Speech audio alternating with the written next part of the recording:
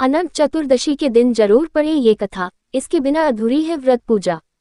इस साल अनंत चतुर्दशी का पावन पर्व 6 सितंबर 2025 शनिवार को मनाया जा रहा है।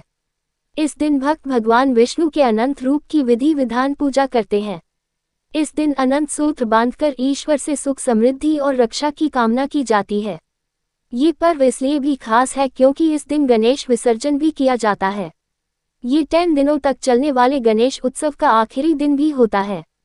कहते हैं अनंत चतुर्दशी का व्रत रखने से मनुष्य को पुनर्जन्म के पापों तक से छुटकारा मिल जाता है।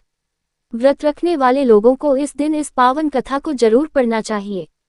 अनंत चतुर्दशी व्रत कथा। अनंत चतुर्दशी की पौराणिक कथा के अनुसार प्राचीन काल में सुमंत नामक एक ब्राह्मण थे जिनकी पत्नी का नाम दीक्षा था और उसकी एक परम सुंदरी धर्मपरायण कन्या थी जिसका नाम सुशीला था। सुशीला जब बड़ी हुई तो उसकी माता दीक्षा की मृत्यु हो गई, जिसके बाद सुमंत ने कर्क्षा नामक स्त्री से दूसरा विवाह कर लिया।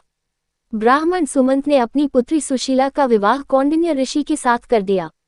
विदाई में कर्क्षा ने दामाद को कुछ ईंटें और पत्थरों के टुकड़े बांधकर दे दिए।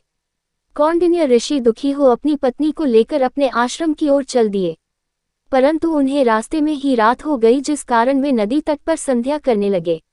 सुशीला ने देखा वहां पर बहुत सी स्त्रियां सुंदर वस्त्र पहनकर किसी देवता की पूजा कर रही थीं। सुशीला ने जब उन स्त्रियों से पूछा तो उन्हें अनंत चतुर्दशी की महत्ता के बारे में पता चला। सुशीला ने भी वहीं उस व्रत का अनुष्ठान किया और 14 गांठों वाला डोरा हाथ में बांधकर ऋषि कौंडिन्य के पास आ गई। कौंडिन्य ऋषि ने सुशीला से डोरे के बारे में पूछा तो उसने सारी बात बता दी। कौंडिन्य ये सुनकर क्रोधित हो गए और कहने लगे कि ये सब तो अंधविश्वास है, किसी धागे से क्या हो सकता है, और उन्होंने सुशीला के हाथ से वह अनंत सूत्र जबरन उतारकर उसे आग में जला दिया। इससे भगवान अनंत जी का अपमान हुआ। परिणामतः ऋषि कौंडिन्य दुखी रहने लगे और उनकी सारी संपत्ति नष्ट हो गई। तब उनकी पत्नी सुशीला ने कहा ये सब अनंत डोरे का अपमान करने के कारण हुआ है।